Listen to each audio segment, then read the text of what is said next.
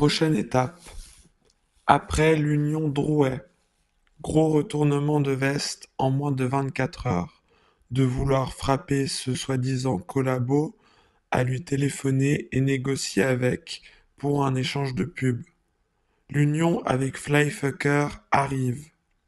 Voir dernière vidéo annonciatrice, dans laquelle il évoque le futur rapprochement envisagé avec le survoleur de mouches. Quant à Wilson des Gilets jaunes constituants, il va également se rabaisser à rencontrer le tché prétentieux, le roi et le flic, dans un live prochainement. Une union d'intérêts, mais certainement pas d'esprit volontaire et de cœur sincère. Les loups se déguisent en brebis. Tous liés et tous se font de la pub. Cela va d'un Isadora Duncan, qui assure le spectacle politique 3.0 sur YouTube, en rajeunissant les mises en scène et coups médiatiques que l'on pouvait auparavant observer sur BF Merde ou CNews, voir à ce sujet, en illustration, l'entretien film de Marc avec Michael Youn, l'acteur de crise hanounesque, qui joue dans la cour du roi Jupiter pour défendre l'agenda politiquement correct et récupérer de la street crédibilité, c'est-à-dire une image de mec honnête, sincère, cash, malgré son statut social d'artiste protégé par le système. Mais c'est aussi Chrysalide, qui se met en scène avec Maxime Nicole ou les francs-maçons. Je n'ai rien contre le théâtre.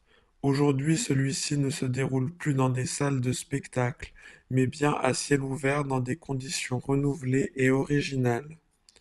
Le théâtre est maintenant en plein air, et les mises en scène se retrouvent sur la plateforme idéale à cette réalité instantanée des informations qui circulent simultanément. Sur YouTube, la nouvelle télé destinée à la part du peuple français en colère.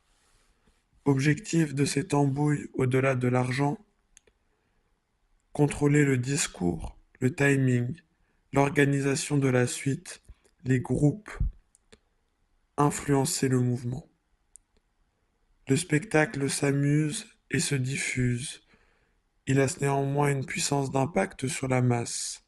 Les clashs, les supposées oppositions entre faux leaders et youtubeurs authentiques, ainsi que les cagnottes, ne sont que nombre de diversions et de divisions.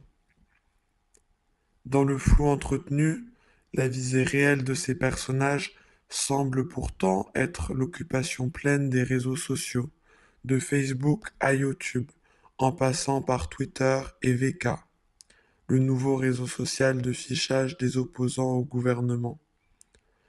L'ingénierie sociale est en marche et le peuple représente le cobaye idéal pour les expérimentations des services.